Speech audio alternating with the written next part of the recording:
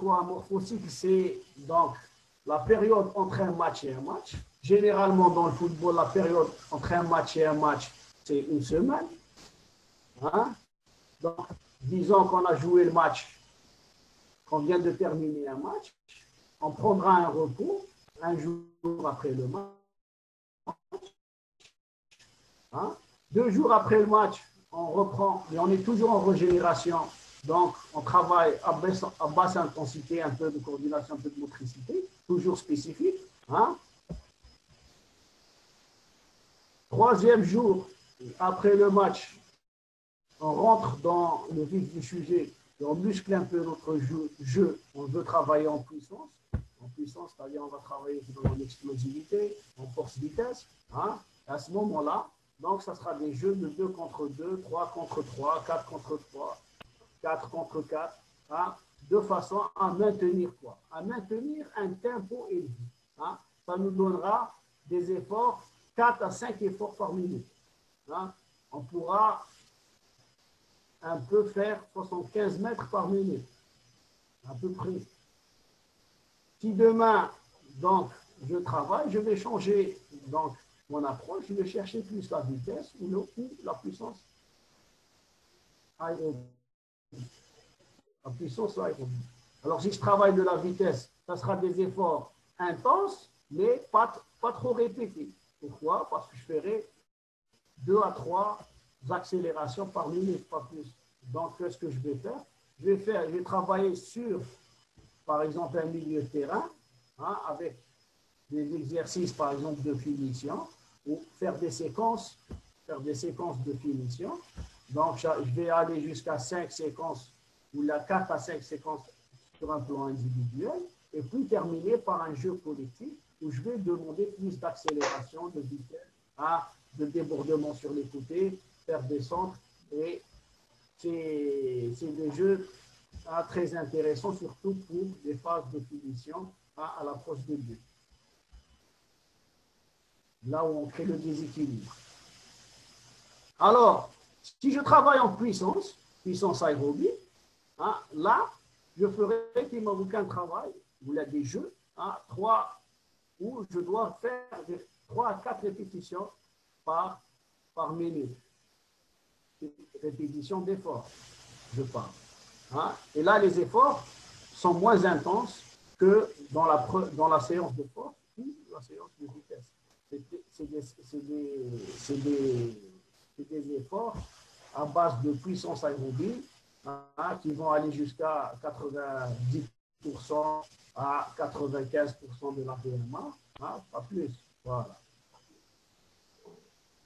Bien sûr, la dernière séance, c'est une séance de réactivité. Cette séance, on va chercher plus à se concentrer, plus à travailler, faire notre mise en place, travailler peut-être quelques balles arrêtées, bien sûr faire de la vivacité, hein, sans plus. Mais on cherchera plus la concentration et la récupération.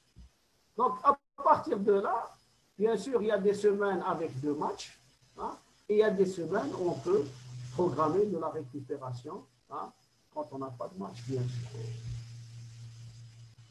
Sur un plan pratique, moi, j'ai essayé de simuler un peu cette périodisation tactique et vous apporter mon approche. Comment, dernièrement, j'étais dans un club, hein, et je vous dis un peu ma semaine. Ma semaine, comment je l'ai organisée. Alors d'abord, avant de parler de ma semaine, je parlerai de ma philosophie d'abord.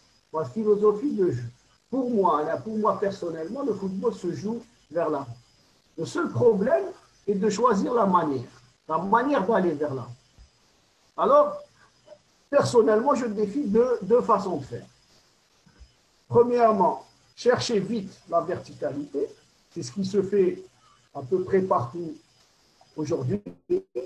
Hein? Je crois que c'est la tendance. Sur des appuis dans la verticale et se plonger vite vers l'avant grâce aux joueurs qui viennent de derrière. Dans ce premier cas, on joue sur la perte du ballon adverse que l'on oblige à latéraliser pour le presser sur les côtés. Voilà la première façon de faire. La deuxième façon de faire, Et là,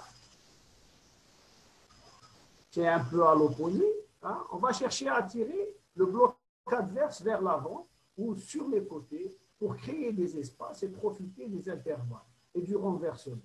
Dans ce cas, on joue quoi? On joue sur la conservation et on presse immédiatement à la perte de balle. Voilà ce que je peux dire de ma philosophie. Hein? On sait bien que quand on joue avec une équipe un peu supérieure à nous, on préfère plus l'attendre, hein? Lui enlever le ballon et verticaliser, jouer sur les espaces qu'elle laisse derrière elle. Quand on joue avec un adversaire abordable, quand on arrive à dominer techniquement, on cherchera plus à monopoliser le ballon, conserver, jouer sur les intervalles et jouer sur les renversements, hein, tout simplement, déstabiliser le bloc adverse. Donc pour cela, donc je dirais, après mon match, donc après une récupération passive, hein, vient le début de la première séance. La première séance, c'est toujours une séance de récupération. Sur le plan tactique, le travail est basé, bien sûr, sur le match précédent, en s'appuyant sur les concepts devant être renforcés. Alors, quels sont les principes? On va travailler des grands principes, les plus importants du modèle de jeu, et il est également possible de travailler les sous-principes et les sous-sous-principes. Voilà. Sur le plan physique, une dynamique basse, c'est-à-dire une faible intensité, un entraînement discontinu avec de longues pauses, beaucoup de récupération. On profite pour faire des massages, faire des étirements après l'entraînement. Sur le plan psychologique, des exercices simples qui ne demandent pas aux joueurs de beaucoup réfléchir et qui ne sont pas très chargés mentalement. Alors, quels sont les exercices adéquats? Ils doivent être courts et plus intenses. Hein. L'objectif est de travailler les principes de jeu avec des exercices peu complexes, sollicitant très peu les filières force et vitesse. Là, je vais travailler plus, si je vais corriger les aspects tactiques, je vais travailler plus en analytique. Donc, je vous donne un exemple, par exemple. Hein.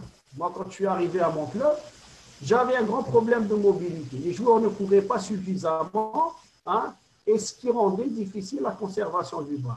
Donc, je travaillais à chaque début de séance à cette conservation. Hein, sur un demi-terrain, des 18 jusqu'à la ligne de centre, on se mettait à 10 contre 10 et on cherchait à conserver, à courir. Hein, et ce qui était motivant pour les joueurs, c'était de conserver le ballon, de faire le maximum de passes et donc de courir pour garantir cette conservation du ballon. D'un autre côté, l'un des problèmes que j'avais un problème de percussion. Les joueurs n'allaient pas vers l'avant. Vous savez, quand vous faites jouer des joueurs sur une surface et qu'on ne développe pas cet aspect de déplacement vers l'avant, hein, on aura des joueurs qui conserveront, qui auront une bonne conservation du ballon, mais ne plongeront jamais vers l'avant pour aller vers les buts. Et ça devient problématique. Donc, si on travaille de la conservation, il ne faut jamais la travailler juste en largeur. Il faut la travailler en largeur et en profondeur, en créant des portes. Toujours créer des portes, hein, des lignes à atteindre, hein, à dépasser, pas à atteindre, à dépasser, hein, pour pouvoir permettre à vos joueurs d'aller vers l'avant. Donc, si on reste sur la conservation seulement, hein, et la réalisation du nombre de passes, on aura des joueurs qui feront de la conservation, mais qui oublieront d'aller vers l'avant, qui oublieront de se projeter et de percuter l'adversaire vers l'avant. Et ça, c'est primordial si on veut marquer des buts. Un autre problème, par exemple, l'un des problèmes, par exemple, dans la finition. J'ai mes joueurs, mes attaquants, mes centreurs, hein, manque de qualité dans leur centre, hein, ou là, ils ne savent pas attaquer la balle, la trajectoire de la balle. Ils arrivent toujours statiques devant les buts. Donc, c'est un problème. Donc, là, je dois corriger un peu leur positionnement par rapport au ballon, par rapport au but. Et je dois corriger leur arrivée, leur timing au moment. Donc, du centre. À quel moment il accélère, il fait son appel de balle et il attaque la balle. Voilà. On peut avoir aussi des problèmes défensifs. Par situation, on remarque bien que mon équipe, quand l'arrière latéral va au duel, la couverture n'est pas assurée. Mais les trois joueurs ou les deux axiaux sont toujours dans l'axe et la couverture. Et ça va créer des espaces et ça va permettre à l'adversaire de s'incruster sur les côtés et de déborder ma défense. Donc là, je dois travailler sur cet aspect couverture. Je peux avoir un autre problème, par exemple. En analytique, toujours. En analytique. J'ai ma défense qui ne sait pas gérer la profondeur. Dans cette situation, pendant le match, je remarque que ma défense ne sait pas gérer la profondeur. Au moment où il faut reculer à l'avance, et à ce moment-là, elle prend toujours un ballon derrière le dos, qui profite bien sûr aux attaquants qui démarrent. Un autre problème, par exemple défensif, je peux avoir constaté dans un match, par exemple, que lui arrive à jouer facilement. Ma défense a du mal à sortir sur le joueur d'appui et les milieux de terrain ne reviennent pas sur le deuxième ballon. Donc ça, c'est un problème. Donc tout cela, je vais essayer de le corriger pour la première séance, de donner des flashs, de donner un aperçu cognitif et bien sûr de donner aussi des orientations pour pouvoir pallier à tout cela. Deuxième séance, nous sommes à J-4 avant la compétition, donc c'est la séance force. Sur le plan tactique, travail des sous-principes de jeu au niveau sectoriel et intersectoriel. Sur le plan physique, les exercices visant à développer la force spécifique, il y a beaucoup de tension musculaire, les espaces sont très réduits, les exercices très intermittents, intenses et courts. C'est le jour le plus intense et le plus discontinu de la semaine. Les situations sollicitent plus de force, plus d'accélération et de changement de direction. Sur le plan psychologique, les joueurs n'ayant pas complètement récupéré, il ne faut pas exiger beaucoup d'eux, mais on exige malgré cela, malgré l'intensité. Malgré l'intensité, on va essayer d'être quand même modéré sur nos reproches, sur nos fixations, sur la façon d'interpeller les joueurs. On les laisse encore un peu à leur instinct. Alors, bien sûr, on a donné des directives, mais on les laisse encore à leur instinct. Ils doivent plutôt, les exercices sont intenses et plus discontinus compte tenu de la charge, la grande intensité. Donc, ce sera des exercices qui vont aller de 4 fois 2 minutes jusqu'à 5 fois 4 minutes. Donc, le volume va se développer au fil du temps. Aujourd'hui, vous savez, pour déterminer l'intensité qu'on doit appliquer dans le jeu, ou là déterminer le volume qu'on doit appliquer dans le jeu, on va un peu se référer à notre groupe. On va mettre les joueurs dans des situations, par exemple, de 4 contre 4, et voir à quel moment le rendement va baisser. Si au bout de la deuxième, troisième minute baisse, on dira que c'est le temps plafond, ou là, le temps plafonné pour les joueurs. Donc, je préfère faire des séquences de 2 minutes, et répéter à la même intensité, que faire des séquences, par exemple, de 3 minutes et voir au bout de 1h30 l'intensité du jeu baisser. Là, ça sera plus intéressant et je serai plus dans mon objectif. C'est pour ça qu'il faut veiller à définir un peu le volume qu'il faut. Parce qu'il y a des joueurs qui décrochent au bout de la première minute, ils sont plus capables de soutenir l'effort. À ce moment-là, si c'est la majorité du groupe, on dira que c'est le plafond de mon groupe. Donc, il faut aller progressivement. Il faut ajouter les limites progressivement.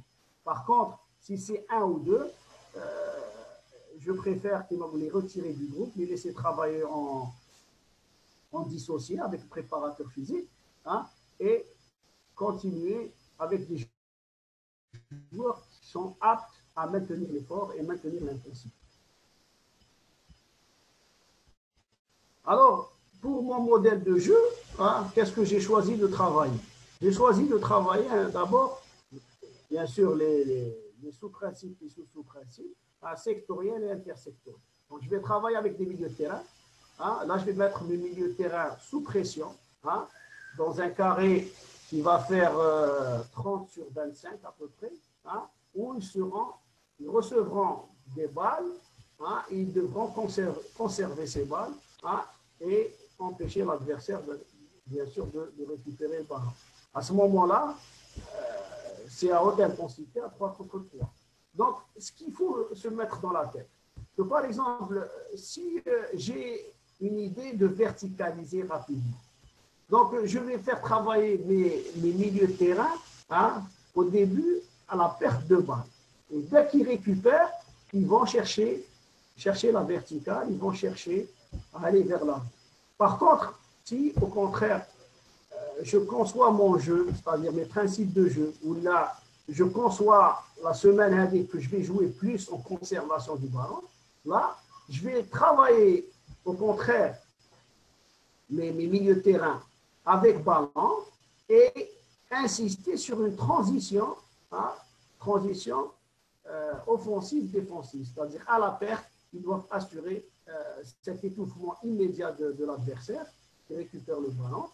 Donc, d'une manière à travailler aussi bien d'un côté la transition offensive-défensive et d'un autre côté la transition offensive-défensive. Plutôt défensive-offensive. Voilà. Et ça dépend comment je vois le jeu. Comment je vois le jeu. Hein, surtout la semaine. Si je vois que je vais travailler avec un adversaire où je serai obligé de défendre, hein, donc mes milieux de terrain, je vais les mettre dans une situation défensive, ils seront obligés de récupérer, hein, et à la récupération, verticaliser-vous. Si au contraire, je vois que je suis devant un adversaire où je vais conserver le ballon, hein, là, je vais faire travailler les milieux de terrain avec ballon et une reconversion rapide à la perte, en obligeant l'adversaire, bien sûr, de verticaliser. Donc, le jeu des milieux sous pression, joué en permutation, 2 joueurs forment le triangle avec leur appui ou soutien, le troisième prend la profondeur. Par contre,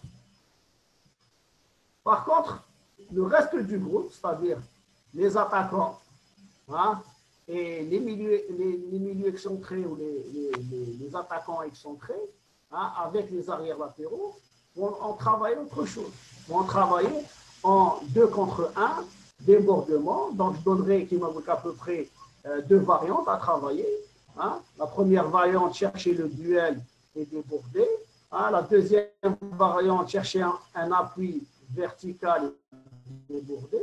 Hein. La troisième variante, donc, rentrer vers l'intérieur et laisser l'arrière latéral déborder. Hein. La troisième, l'arrière latéral joue avec l'appui et bien sûr, le deuxième joueur sur le côté va déborder.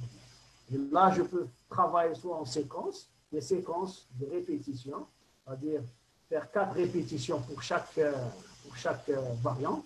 Et bien sûr, les attaquants, là, vont travailler ce que j'avais comme problème. Donc, j'avais un problème de placement des joueurs dans les centres et l'attaque du ballon, le timing avec le ballon. Donc, ils vont travailler cela. Et ça sera aussi des séquences avec un temps de travail, plutôt des actions, hein, des répétitions d'actions, hein, en permettant une récupération à peu près presque complète entre les exercices. Voilà. Je ne vais pas m'arrêter là. Après, bien sûr, hein, ça c'est les principes que je vais développer avec les attaquants et les arrières latéraux, les joueurs excentrés. Hein. Donc, je dirais, par exemple, coordonner les 4 variantes de débordement du latéral en 1 contre 2, 2 contre 1 plutôt. Hein. Jeu de finition des attaquants, se placer face au ballon et face au but, faire l'appel au bon moment pour arriver en course. Voilà les principes que je vais développer avec les attaquants. Donc ça, c'est des sous-principes. Je vais le développer avec les attaquants, avec les arrières latéraux et les joueurs excentrés, et bien sûr avec les milieux de terrain. Ça, c'est donc je vais travailler les sous-principes. Voilà. Donc après, bien sûr, je vais travailler en intersectoriel, toujours dans la même séance. Je vais réunir mes défenseurs avec mes milieux de terrain, et toujours dans le même objectif. Donc, si je travaille, je cherche, la semaine, je cherche plus la conservation du ballon. Donc, je vais travailler en conservation, et je vais rechercher quoi? À la perte de balle, rapidement, donc presser l'adversaire, m'empêcher de verticaliser. Par contre, si je suis dans une autre logique, une logique de verticalisation rapide, je vais travailler le contraire. Je vais travailler mon milieu de terrain donc en perte de balle, qui va essayer de récupérer le ballon. À la récupération, donc on cherche la verticalisation avec un joueur qui va en profondeur et des arrières latéraux qui se projettent sur les côtés. Je continuerai bien sûr en travaillant avec aussi la coordination entre les milieux de terrain et les attaquants. Toujours dans la même logique, dans les deux logiques. Soit la première logique, celle de verticaliser rapidement à la récupération, soit la deuxième logique, conserver et étouffer l'adversaire en cas de perte de balle. Rapidement. Alors, un jeu final où je chercherai à rassembler tout ce que j'ai travaillé un peu dans un jeu final, où là, je dirais par exemple, si on rentre par là, dans l'axe, on aura marqué 3 points. Si on rentre sur les côtés, on aura marqué 1 point. Donc, généralement, les défenseurs ou l'équipe qui défend voudra toujours fermer l'axe au départ. Et ça va nous permettre de fixer l'adversaire dans l'axe et de déborder sur les côtés. C'est ce que j'ai travaillé pendant toute la séance avec les attaquants. Voilà. Il reste au milieu de terrain de savoir se comporter sous pression et de donner de bonnes balles, lancer les joueurs au bon moment. Voilà. Donc, ça, c'est ma deuxième séance. Ma troisième séance, dominante puissance aérobie. Pendant cette séance, donc, sur le plan tactique, on travaille les grands principes et les principes de jeu dans des situations très proches de la réalité. Sur le plan physique, on travaille au plus proche des conditions de match, grand espace et grand nombre de joueurs. Grands principes sectoriels et intersectoriels. Sur le plan psychologique, le niveau de concentration est le plus haut de la semaine. Donc, c'est ma séance principale. Les exercices, il est possible de travailler en 11 contre 11 ou 10 contre 10, par exemple, dans un espace un peu réduit pour répéter plus souvent les situations. Temps de travail et de récupération. Le temps de travail aussi entre 8 à 12 minutes par séquence et le temps de repos entre 4 et 5 minutes par séquence. Alors, la même chose, quand je fais des jeux comme ça, aussi, je dois identifier un peu le temps de jeu de mes joueurs. Vous savez, quand vous voyez un match de football, vous voyez que les joueurs, ils vont se donner pendant un quart d'heure, par exemple, ils vont être absents pendant 7, 8 minutes, ils vont revenir dans le jeu un quart d'heure plus tard. Donc, tout ça dépend de leur capacité. Et quand on observe le jeu, on aura un peu, on identifie un peu nos joueurs sur leur capacité à maintenir le tempo. Donc, si on arrive à maintenir le tempo, à jouer à haute intensité pendant 10 minutes, 15 minutes, je dirais que c'est mon plafond. Donc, je vais répéter les 10 minutes. Pendant 4 fois ou 5 fois, de manière à arriver à faire 1 heure, par exemple. Et c'est là où je suis en train de corriger mes principes de jeu. Parce que si je vais au-delà des 10 minutes, je vais remarquer que le rendement de mes joueurs va diminuer et il sera plus possible de coacher le jeu. Donc, je dirais que le plafond de mes joueurs, c'est 10 minutes. Je travaillerai sur les 10 minutes. La semaine prochaine, peut-être, je vais ajouter 30 secondes, je vais ajouter une minute. Et là, je travaille sur le tempo. Après, je développe bien sûr le volume. Je travaille sur la qualité d'abord. Après, j'essaie de développer ce volume. Alors, je vous ai présenté deux variantes. La première variante, c'est au moment où je recherche la verticalité. Si c'est la semaine où je recherche plus la verticalité, chercher vite la verticalité, je vais travailler avec le préparateur physique. Un exercice donc préparatoire pour mettre les joueurs en condition, en puissance aérobie, élever un peu leur rythme cardiaque. Après, je vais travailler donc en tournoi 7 contre 7 où l'objectif est d'aller vite vers l'avant. Donc, je réduis le terrain sur un seul couloir pour travailler cette verticalité. Après, je reviens au match et je mets une zone tampon ici où il est interdit de conduire le ballon dans cette zone. Il faut chercher à faire la passe et aller vers là. Trouver d'abord l'appui vertical, puis aller vers là. C'est comme ça qu'on va inculquer à nos joueurs cet esprit d'aller vers l'avant, d'aller vite vers l'avant. Généralement, il y a des gens qui veulent jouer la contre-attaque. Ils cherchent cette verticalité, ils jouent vers l'avant, rapidement vers l'avant, mais le bloc équipe ne suit pas, les latéraux ne suivent pas, les joueurs du milieu ne suivent pas. Ce qui fait que les joueurs d'appui se retrouvent rapidement isolés et n'ont plus de soutien et non plus d'appui latéral. Et l'action, elle est peut-être, si elle réussit par exploit individuel. Alors, sur le plan offensif, quels sont les principes que je vais donner? Chercher vite l'appui vertical. L'importance des joueurs de derrière qui doivent plonger vers l'avant, passer bas, passer suite. Conserver son avance en cherchant toujours des joueurs lancés vers l'avant. On cherche toujours à donner la passe aux joueurs lancés vers l'avant. Donc, si je veux contrer, par exemple, cette façon de jouer, si je sais que je vais jouer avec une équipe qui verticalise bien le jeu, donc je vais me concentrer sur l'aspect défensif.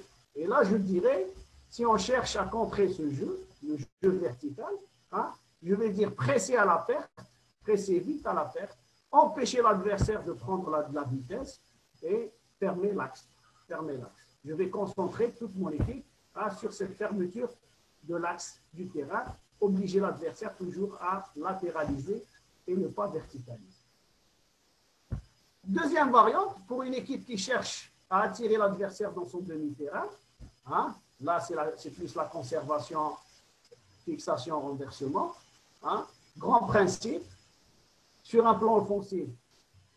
Donc, je parlerai de conservation, fixation, renversement bien sûr, et le jeu dans l'intervalle.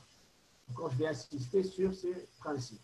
Si on cherche à contrer ce jeu, c'est-à-dire une équipe qui sait bien conserver et qui sait bien manipuler le ballon, elle monopolise le ballon, là, je vais dire glisser le glissement du bloc, je vais travailler sur le glissement du bloc, je vais travailler sur la couverture mutuelle, et je vais travailler sur le pressing sur les côtés. Voilà. Donc, si je vais commencer par une conservation, tout simple. Après, une conservation avec des portes, où on apprend aux joueurs à se projeter vers l'avant et à renverser le jeu, prendre le bloc équipe adverse d'un côté, renverser de l'autre. Et bien sûr, travailler les intervalles. Travailler surtout les intervalles. Chercher les intervalles. Avec deux portes pour le côté. Il y a une façon de faire, par exemple, écarter et chercher rapidement le joueur qui vient s'incrustrer entre les intervalles pour lui donner en profondeur. Tout simplement. Ça, c'est donc la deuxième variante. Nous sommes à J-2. nous sommes près de la compétition, hein, 48 heures avant la compétition. Généralement, hein, on laisse tomber les aspects physiques, on se concentre plus sur l'aspect tactique, mais on sait bien que quand on travaille en vitesse, on récupère rapidement. Surtout que c'est une vitesse spécifique, c'est une vitesse plus de pensée, hein, et d'exécution. C'est une vitesse d'accélération. On ne cherche pas des grandes distances où on est obligé de se défoncer sur le plan musculaire. On n'est pas à la recherche de puissance musculaire, mais on est à la recherche plus de vitesse nerveuse, hein, neuromusculaire. Sur le plan tactique, on va travailler sous principe de jeu à l'échelle d'une ligne ou deux lignes, sans opposition ou avec peu d'opposition. Sous principe et sous principe individuel, une ligne ou deux lignes. Sur le plan physique, on prépare à la récupération grâce au phénomène de surcompensation. Les exercices doivent une vitesse de prise de décision et d'exécution. Les exercices seront très intenses, hein, et le nombre de répétitions bas, bien sûr.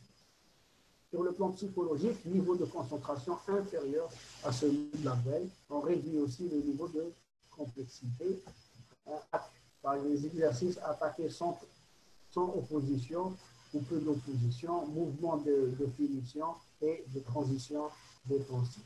Alors, je vous ai donné une séance un peu ce que je vais faire dans ma séance. Donc, je vais faire un taureau ou un tennis ballon, après une gamme athlétique, des exercices technico-tactiques à dire. Après, je vais terminer par un jeu 7 contre 7, 8 contre 8 sur un demi-terrain. Voilà. Alors, qu'est-ce que je peux faire? J'ai pris cet exemple à Corcure. Donc, il travaille un déséquilibre de finition à vide. On créera du mouvement,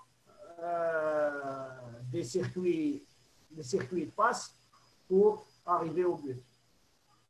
Voilà.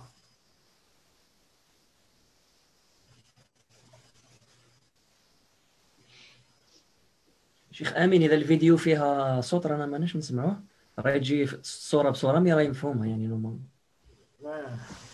الصوت ماكسيموم بركا. اوكي Voilà. Donc, toujours, je suis en train de m'appliquer sur ma projection vers l'avant et mes centres en retrait, donc, pour un peu parfaire mon animation offensive. Et je cherche le dédoublement du latéral, bien sûr, au moment de l'entrée du joueur excentré vers l'intérieur. Tout ça pour coordonner donc les mouvements entre les joueurs, hein, d'une manière moins intense, hein, mais avec beaucoup de concentration. Hein, c'est toujours à base de vitesse. Moins intense sur le plan émotionnel. Hein, parce qu'il n'y a pas de duel, il n'y a pas d'opposition. C'est plus s'appliquer techniquement, hein, et faire les courses qu'il faut avec une certaine rapidité d'exécution.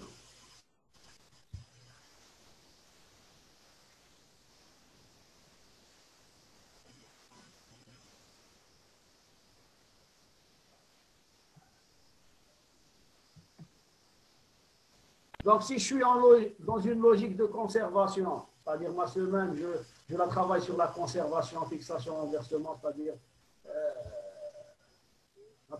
la deuxième façon de faire. Donc, qu'est-ce que je vais faire? Je vais faire un travail donc, de conservation et de débordement. Donc, qu'est-ce que je vais faire maintenant? Fixer.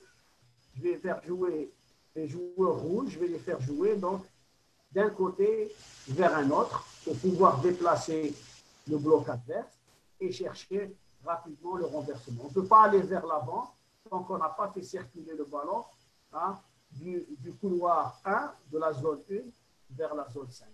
À partir de là, on décide d'aller vers l'avant. Tout ça pour travailler donc le glissement de la défense adverse. Alors, je ne sais pas, quand je parle, je sélectionne. On va...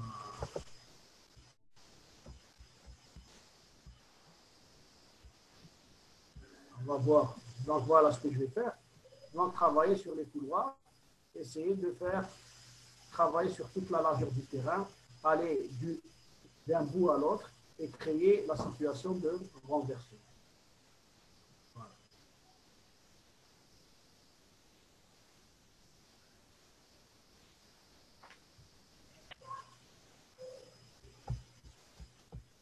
Donc, pour revenir au deuxième exemple, donc si je travaille plus sur la verticalité,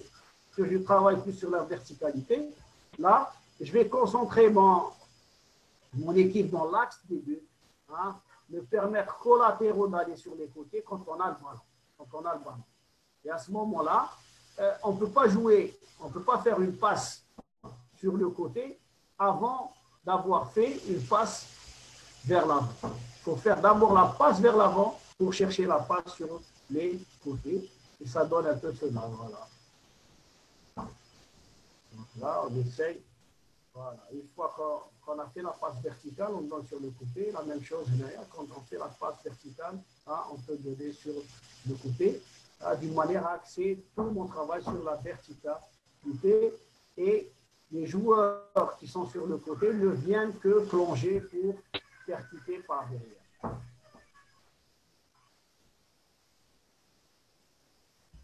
Voilà le deuxième exemple.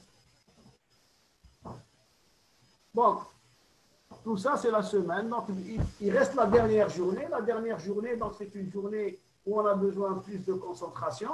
C'est une journée où on va travailler une mise en place, presque à vide, où on ne va pas se dépenser beaucoup sur le plan énergétique. Bien sûr, avec le préparateur, on va faire un peu de vivacité, hein, pour tonifier nos muscles. Et trop parler beaucoup, pour mettre les joueurs déjà dans le